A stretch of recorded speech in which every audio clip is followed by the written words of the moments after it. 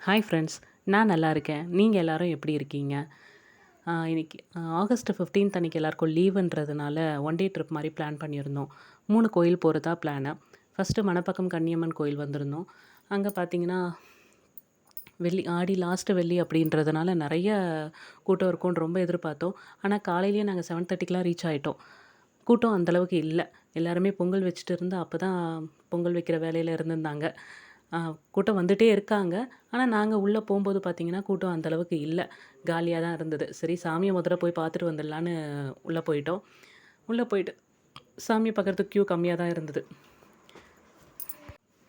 சாமிய பார்க்கறதுக்காக உள்ள போயிட்டோம். சாமிக்கு அப்பதான் அபிஷேகம் பண்ணிட்டு, அலங்காரம்லாம் பண்ணிட்டு இருக்காங்க போல இருக்கு.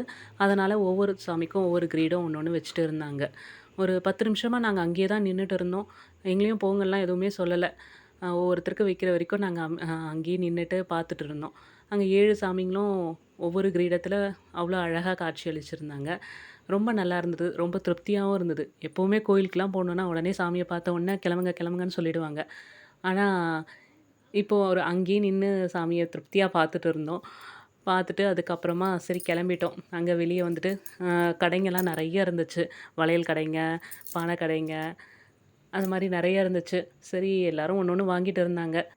எல்லாரும் பர்ச்சேஸ்லாம் முடிஞ்சதுக்கப்புறமா சரி ஒரு 10 நிமிஷம் உட்காந்து எழுந்துட்டு போகலாம் அப்படின்ட்டு கொஞ்ச நேரம் உட்காந்துருந்தோம். உட்காந்துட்டு அப்புறம் வேனுக்கு போயிட்டு எல்லாரும் ஒவ்வொரு டிஷ் கொண்டு வந்தாங்க. அந்த டிஷ்லாம் சாப்பிட்டுட்டு திருவண்ணாமலைக்கு கிளம்பிட்டோம். அடுத்த வீடியோல பார்க்கலாம். Thank you.